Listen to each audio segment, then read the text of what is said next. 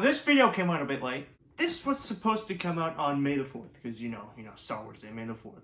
But instead, it's the 8th today, May the 8th. It doesn't work. Many of you are probably wondering, what am I doing? Well, follow me, my dear viewers. Come on over here. See this? I wanted you to see this when you were older. My light with Lego. It's my lightsaber. What are you gonna do with it? Well, then let's get into the video. Star Wars! One of the biggest franchises in the whole galaxy. If you haven't watched it, what are you doing? What are you doing? You're not just living under a rock, you're living under a boulder. For crying out loud, I have an X-Wing fighter in my YouTube banner. Now, before I start this video, please don't sue me, Disney. I'm using a little bit of footage and a little bit of music. Please don't take the video down, please. Okay, let's go. First up, we have the legendary Phantom Menace. This is great. The Phantom Menace is the only movie that I know that goes from 1 to 5 million really fast. Very dangerous. It's a movie about politics and gunfights. You can't have one without the other. It's like peanut butter and jam. Like you go one moment from, oh, I move for the lack of no confidence and Chancellor Vlog to, oh my god, bro, this is pirate, I'm gonna crash. I mean, it's all well and good. They transitioned it well with those good George Lucas transitions. You know, these ones where it goes, man, wasn't that cool. This movie is great. I love it. The politics make me want to, I don't know, shoot something. And at the same time, Anakin makes me want to shave with a knife. But overall, a fantastic movie. That's why I'm going to give it 10 poodoos out of 15. Attack of the Clones! Somehow, I don't know how they did it, but they took the politics from the previous movie and amped it up by 11. I didn't think it was possible, but they somehow managed to do it. Also, they made the dialogue even worse, especially between the scenes of Anakin and Padme. And I love it. But at the same time, I don't have much to say about this movie because every time I put it on, within 2 seconds, on the dot, I fall asleep. Watch this.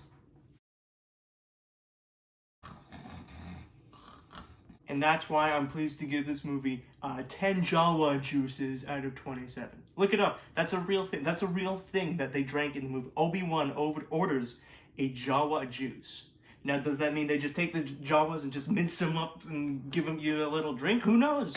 George Lucas clearly didn't. Look at it. Look at that thing. It's beautiful. What do I even say? What do I even do? Revenge of the Sith.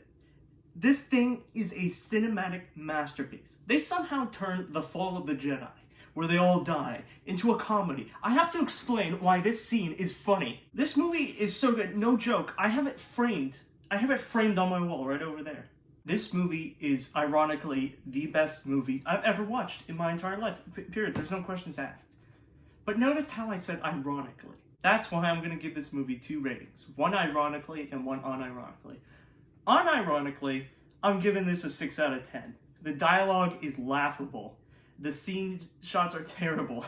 Everything, just the way they speak hurts me on a physical level. But the music is phenomenal. And the lightsaber fights are the best thing that has ever been done ever. And for all those reasons why I made it 6 out of 10 on unironic, I'm giving those 11 out of 10 ironically. Because all those scenes where they're speaking sounds like they come from like a non-English speaker. Just make the movie good. It's just fun. It's just great. The politics are back. Because everybody loves those. I love politics. I firmly believe that A New Hope is a textbook example of what a movie should be. There's no politics or real-world garbage. Now, everybody on the planet has already talked about how A New Hope is the best movie of all time. So I'm going to shut up and say it is the best movie of all time. Go watch it. Now. Do it. I'm waiting. I'll wait. Go. I'm still gonna be here. Nah, I'm just kidding. Now, are you ready for the next one? You're not. You're not ready. I'm just saying. Are you prepared? No, you aren't. It's Empire Strikes Back. This film is by far my favorite film of all time. It's even better than Birdemic, Shock and Terror. Can you even believe that? It's romantic, it's charming, it's super enjoyable. This is what I think every movie should be. But the thing is, every movie isn't. So that's why I consider this movie to be the greatest movie of all time. I swear to you, if you get into an argument with somebody who says Star Wars isn't good, just take whatever copy of The Empire Strikes Back that you have and just hit them, beat them with the copy, and they will know that it is superior in every way that they can't even fathom. Right now, I want you to define to yourself what an example of perfection is. And that's what The Empire Strikes Back is. I can't even give it a proper rating because it's just so good. Just give it your own, and your own is perfect.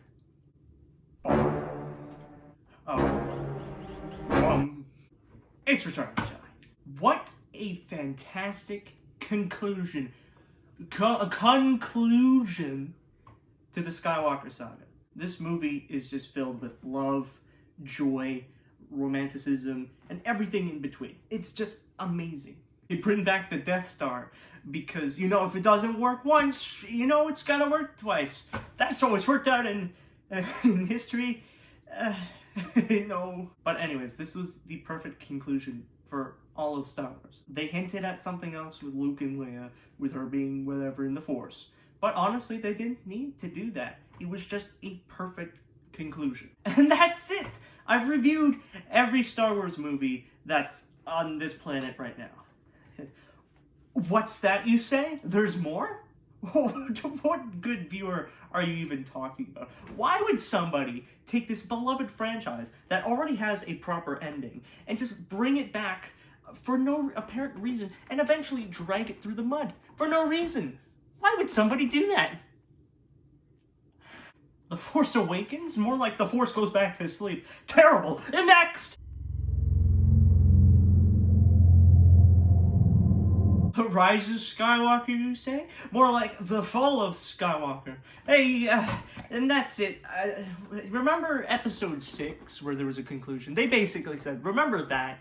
Basically, that had no meaning whatsoever. You did nothing. All of your whatever sacrifices were just null and validated. Who cares? I'm done. Whatever. Goodbye.